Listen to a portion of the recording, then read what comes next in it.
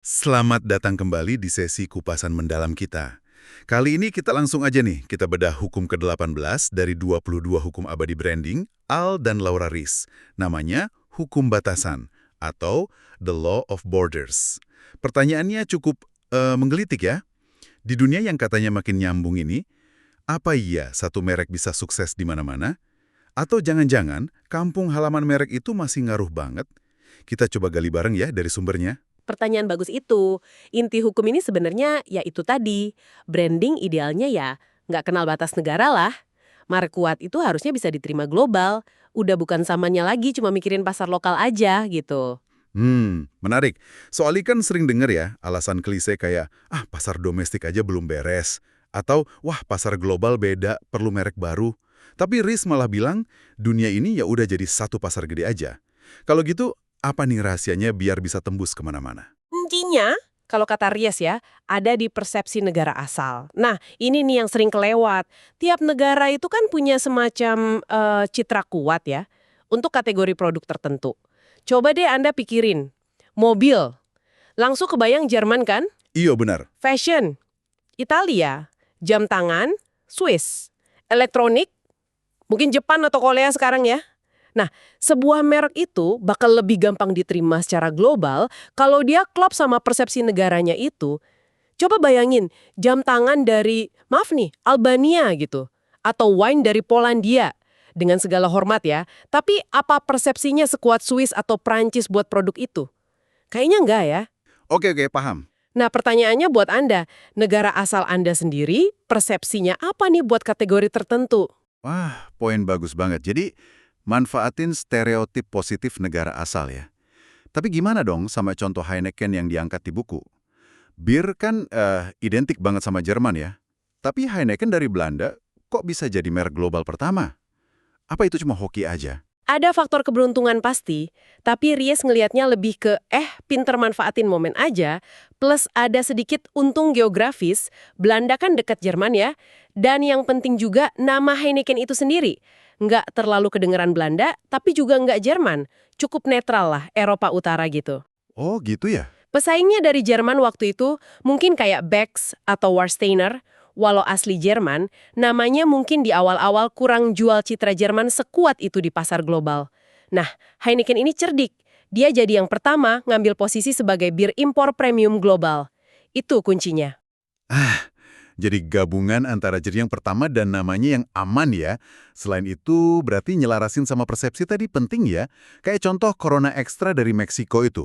Sukses banget kan dia bikin citra pantai, liburan, plus irisan jeruk nipisnya itu.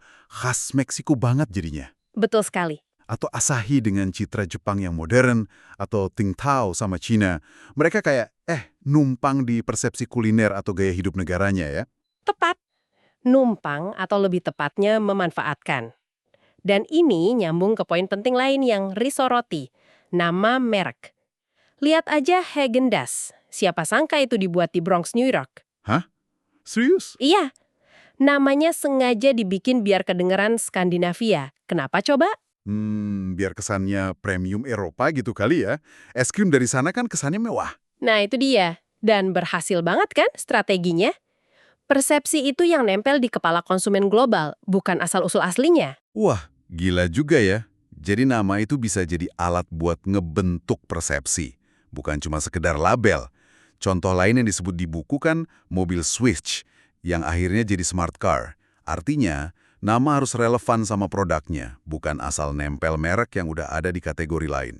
Bener banget. Tapi soal nama ini, ada tren lagi yang menarik nih yang disinggung. Betul, pengguna nama berbahasa Inggris atau yang kedengaran Inggris, padahal mereknya dari negara non-Inggris. Red Bull dari Australia, itu contoh bagus. Atau merek jeans Italia kayak Replay dan Diesel. Iya juga ya. Kenapa tuh? Ya, karena simple aja bahasa Inggris udah jadi kayak bahasa kedua dunia kan, lingua franca global.